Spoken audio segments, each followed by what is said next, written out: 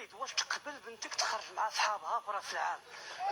ما نكذبش عليك بكل صراحه كتقدمي اشتراكي، انسان متفتح على العالم الحديث وعلى التغيرات اللي وقعت من بعد كورونا، فانا ما عندي حتى شي مشكل. ما نكذبش عليك، يعني ان بنتي تخرج مع الصديق ديالها ولا الزوج ديال المستقبل ولا كذا، يعني ما عندي حتى شي مشكل.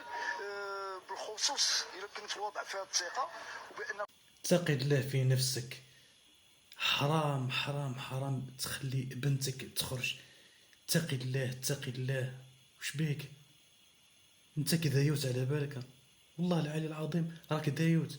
غيرها يعني من الفتيات ديال الوقت الراهن، فما عنديش مشكل. علاش غنعترض؟ انا عشت حياتي كما بغيت. يعني انت تتهمك السعاده ديال بنتك؟ تتهمني السعاده ديال بنتي وتتهم تسمى تهمك السعادة تاع بنتك وتغضب ربي سبحانه. مالا انت وليت قاوري تخلي بنتك تخرج مع اي واحد. الكبار هما اللي ما يغيروش على بناتهم، بصح انت كعربي اتقي الله في نفسك. ما عنديش مشكل. علاش؟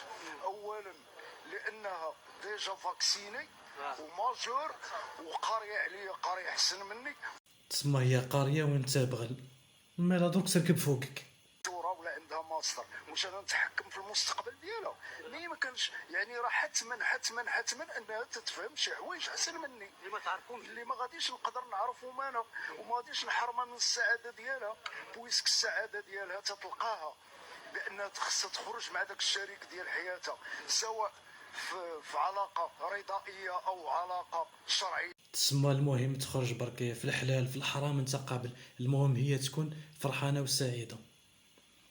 مع احترام المجتمع وقواعد الانضباط ديال المجتمع اللي عايشين فيه، ومن طبيعه الحال راك صحفي وتتعرف بان والله كيف هو صحفي بغل وانت انسان بغل، وتلاقى الحك الصابغطه هذا ما كان نورمالمون.